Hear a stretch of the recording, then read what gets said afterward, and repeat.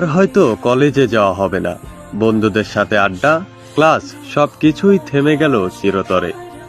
কথা বলছি চট্টগ্রামের বলখালী উপজেলার কলেজ ছাত্র অমিত চক্রবর্তীর কথা। অমিত ছোটবেলা থেকেই পড়াশোনায় ছিল অত্যন্ত মেধাবী এবং উত্তম চরিত্রের কারণে সবার কাছেই ছিল প্রিয় মুখ। ছেলেটা পাড়াতে অহংকার করে বলতে পারবো খুবই ভালো ছেলে এবং খুব সৎ, লেখাপড়া তো ভালো, কথাবার্তাইও ভালো। ধর্মীয় অনুষ্ঠান, সামাজিক অনুষ্ঠানে সে অংশগ্রহণ করতো, সহ্য করা যায় না। অত্যন্ত ভালো ছেলে ছিল। এলাকার সবাই মনে হতো, শুধু আমি না, হিন্দু, মুসলিম, বৌদ্ধ, সে অনেক।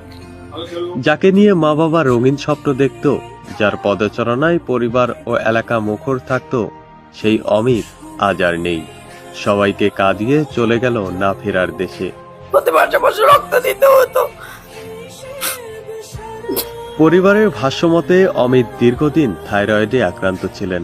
গত শনিবার শারীরিকভাবে অসুস্থ হয়ে পড়লে রাতে চট্টগ্রাম মেডিকেল কলেজ হাসপাতালে নেওয়া হয়। অবস্থার অবনতি হলে রবিবার সকালে তাকে একটি বেসরকারি হাসপাতালে স্থানান্তর করা হয়। চিকিৎসকরা আইসিইউতে নেওয়ার পরামর্শ দেন, কিন্তু আইসিইউতে নেওয়ার আগেই থেমে যায় তার জীবন প্রদীপ।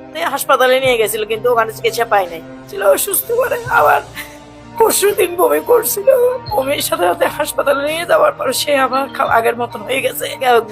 গ্রেনি ব্যথা করছিল, গর্দনা ব্যথা করার পরে তাকে যখন চিকিৎসার অবহেলা হচ্ছে, তখন আমরা ওকে বাইরে ক্লিনিকে নিয়ে আসছি, কিন্তু ক্লিনিকে নিয়ে আসলে কি হবে, তখন সে শেষ মুহূর্তে চলে গেছে। অমিতের এই আকস্মিক প্রয়াণে তার মা বাবা ও পরিবারে নেমে এসেছে হৃদয় বিতারক শূন্যতা। সবাই আমাদের জন্য আশীর্বাদ এবং শুভেচ্ছা কামনা করবে। এই যে চলে গেছে এই জগৎ থেকে, পরজগতে সে যেন সুখে থাকে, শান্তিতে থাকে, সেটাই সার্বক্ষণিকভাবে আশীর্বাদ করছি। অমিত 2025 সালে বোয়ালখালীর স্যার আশুতোষ সরকারি কলেজ থেকে ইন্টারমিডিয়েট পাশ করেন। অনার্সে ভর্তির প্রক্রিয়া চলছিল। সে বোয়ালখালী উপজেলার পশ্চিম শাকপুরা ব্রাহ্মণপাড়া এলাকার মিল্টন চক্রবর্তীর বড় ছেলে। আমরা প্রিয় পটিয়া টিভি পরিবার তার বিদেহী আত্মার শান্তি কামনা করি। শোক সন্তপ্ত পরিবারের প্রতি জানাই গভীর সমবেদনা। ডেস্ক রিপোর্ট, প্রিয় পটিয়া টিভি, পটিয়া, চট্টগ্রাম।